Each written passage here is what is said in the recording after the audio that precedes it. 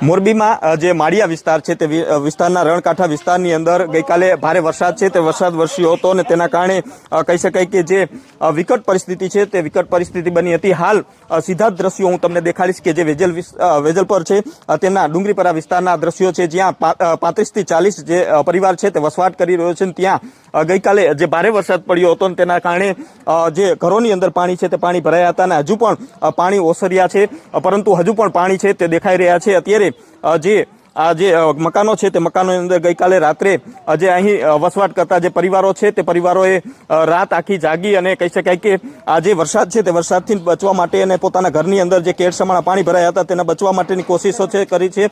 પરંતુ અત્યારે જે પરિવારો છે તેમની સાથે વાત કરીશું. શું કહેશો, ગઈકાલે જે ભારે વરસાદ વરસ્યો હતો કેવી પરિસ્થિતિ હતી? પરિસ્થિતિ બહુ ખરાબ હતી. અમારી બધાના ઘરમાં પાણી ગરી ગયા હતા. એ સિવાયનું કે વર્ષોથી અમે આ તકલીફમાં જ છીએ, પણ આ વર્ષે તો બહુ અમારે તકલીફ પડી, કેમ કે આખા ગામનું પાણી આલબાજુ વળી ગયું. ગામનું પાણી તો વળી ગયું. અમારા છોકરા 4-5 દિવસથી સ્કૂલે ન જઈ શકતા, તોય ડર લાગે અમને કે છોકરું ક્યાંક તણી જાય તેનો જવાબદાર કોણ?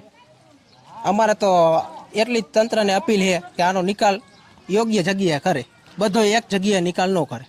ખાસ હજી આવનારા દિવસોમાં ભારેથી અતિભારે વરસાદની આગાહીઓ થવા માંડી રહી છે, ત્યારે કેવી પરિસ્થિતિનું નિર્માણ થશે? કારણ કે અત્યારે જે ગઈકાલે ભારે વરસાદ પડ્યો હતો તેના કારણે આટલી પરિસ્થિતિ વિકટ બની હતી, તો આવનારા દિવસોમાં કેવી પરિસ્થિતિ નિર્માણ થશે?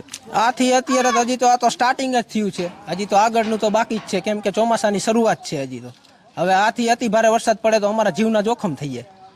બિલકુલ. તો જે પ્રકારે કહી શકાય કે અત્યારે જે 35 થી 40 પરિવારો જે વેજલપરના ડુંગરીપરા વિસ્તારના છે તેમને ભારે મુશ્કેલીનો સામનો છે તે કરવો પડી રહ્યો છે, પરંતુ આવનારા દિવસોની જો અંદર ભારે વરસાદ છે તે પડશે તો આથી વધારે વિકટ પરિસ્થિતિ છે તેનું નિર્માણ થશે. નમસ્કાર.